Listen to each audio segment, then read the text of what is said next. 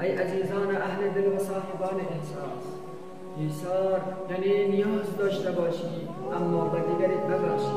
الله میگه و یؤثرون علی انفسهم ولو کان بهم خصاصه. آنان انصار دیگران را بر خود ترجیح میدهند در حالی که خودشان نیازمند بودند. در غزوه یرموک، در جنگ یرموک، یک صحابی مجروح در زمین افتاده وقتی آب برایش آوردند صدای ناله مجروح دیگری را شنید و گفت آب را اول به او بدهید. همین طور هر مجروح آب را به دیگری بخشید تا اینکه هر سه به شهادت رسیدند. این اوج ایثار و فداکاری است. پیامبر علیه السلام میگه که بهترین صدقه آن است در حال بدهد، انسان در حال بدهد که خودش نیازمند است.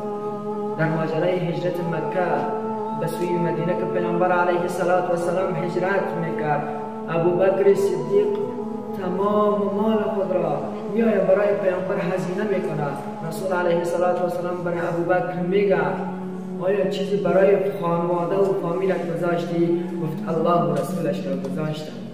این اوج ایثار و فداکاری است. عزیزان دل، بیاییم از اصحاب الگو بگیریم اونها چگونه در راه دین ایثار و فداکاری داشتند.